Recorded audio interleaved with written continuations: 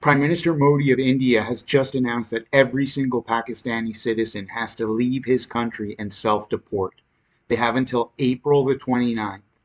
Let's see what news agencies around the world are saying about this right now. Another big breaking news coming in right now. Ministry of External Affairs has issued a latest statement. And the statement states, I quote, Indian nationals are strongly advised to avoid traveling to Pakistan. Those Indian nationals currently in Pakistan are also advised to return to India at the earliest. All existing valid visas issued by India to Pakistani nationals stand revoked with effect from 27th April 2025. Medical visas issued to Pakistani nationals will be valid only till 29th April 2025. This is a big breaking news coming in right now.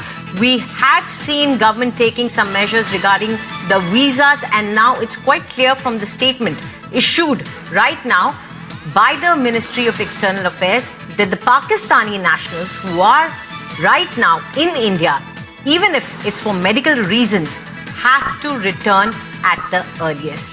All existing valid visas that were issued by India to Pakistani nationals stand revoked, and this revocation will come into effect from 27th April 2025. So right now we have seen an exodus of those Pakistanis who are there from the Wagah border, especially since the news broke out of the shutting down of the checkpost over there. There were visuals that came in where families were leaving, but now it's quite clear that the medical visas issued to Pakistani nationals will also be valid only till 29th April of this year. So right now, any Pakistanis that are present in India have no other choice but to leave, even if it's a medical case. A lot of you are probably wondering why this is happening. To those of you who haven't been paying attention to the news, a major terror attack just took place in Kashmir, where Hindus and Christians were massacred at a holy site. The culprits were Islamist terrorists. Isn't that crazy? The Indian Prime Minister isn't the only one deporting Pakistani nationals. In other news, Saudi Arabia is deporting nearly 5,000 beggars from its country, and all of them are from one country, Pakistan. Last year, we reported on how Pakistan's export of beggars had caused issues between Riyadh and Islamabad. Now tell me this doesn't bear a lot of similarities to what's happening in America right now, where Trump is targeting Venezuelan gang members claiming that they were sent by the government to infest his cities and plague them with crime. So why is Modi getting rid of all of these Pakistani nationals? Let's hear what people in the region are saying. Can non-violence be an answer, for example, to jihadi terrorism? Not at all. So if not so, then what I would like you to tell this audience is, dealing with one of the greatest individual constructs of problems in the world today, which is jihadi terrorism. In your view, Sadhguru, what is the direct antidote to jihadi terrorism? An immediate and quick solution to it. What is the direct antidote? That's what I'm doing, that's my work. But quick solution, I don't have one. There's no quick solution. Individual transformation is the only solution, but that's not a quick solution, but a lasting solution. What is the solution to it? Let me rephrase that. What is the solution? I'm saying… How do you deal with it? If you were a world leader, Sadhguru, which you are in your own way, but if you were a political leader facing the problem of jihadi terrorism, what would you do to take it on? See, we must understand this. Though nobody wants to spell it out, nobody wants to say it, it is written not in one, in many religious books across the world, it is written clearly, those who are not like you deserve to be killed. Let's come to the point. I know, this may bring things upon myself, but it's okay. Not in any one book, in many books it is written, clearly. Those who do not believe the same things that I believe must die, they are fit to die, they are unfit to live here.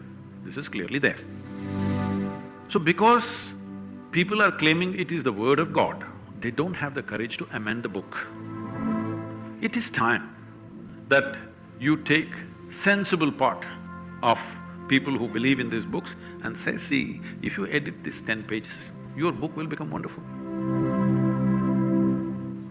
The boys who carried out the Dhaka attack came from very elite families. Some of them spoke accented English. They simply wore black robes, called themselves ISIS, went into a cafe and shot innocent people. When a philosophy as dangerous as that, and I wouldn't use the term philosophy, when a belief as dangerous as that becomes as viral, as potent, it grows organically. ISIS then becomes a thought process, not even a terrorist organization. Then how do you deal with it? These people came from privileged backgrounds, they had English accents, they were probably raised and educated in the West. These are all things we should take into consideration when we listen to this man. Let's hear more about what's happening in the region. Sitting ducks as they sprayed bullets. The count now 20, and it could very well go higher than that, Mir. What are you picking up from your sources?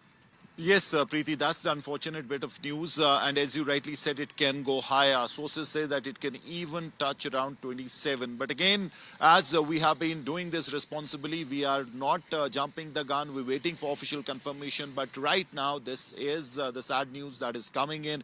It's a carnage. It's an absolute carnage. Right. And as you said, it's a meadow, and they have done it with time at hand and shot people from very close range. The government of Pakistan denies any involvement in the attacks on Kashmir. However, India isn't so sure. New Delhi accused Islamabad of supporting terrorism after an attack in Indian-administered Kashmir. 26 people were killed when gunmen opened fire on tourists in the town of Pahalgam. Islamabad has denied any involvement. What has surprised many here in Pakistan is the way that India is now blaming Pakistan for these attacks without a shred of any evidence. And I think what is even more surprising is that this blame game started immediately after the attack happened. It looks like governments in the region are finally getting fed up with Pakistan. Let's learn more about what's going on. Denial, blame games, and empty threats. But here's what their generals won't tell their people. Pakistan cannot afford a war. Not financially, not strategically, not even diplomatically. News coming in right now. Surge in Jhelum water levels sparks panic in POK. Pakistan declares emergency in Muzaffarabad. Rattled Pakistan accuses India of flood retaliation. Pakistan says that the water was released without prior warning. Shafi has been destroyed. Terrorist Shafi's house destroyed in Sophian. I think it's about time we stop playing stupid with so many countries around the world and what they've been doing in regards to facilitating terrorism. Thanks for watching this video. Remember to like and subscribe so you can help me produce more content like this.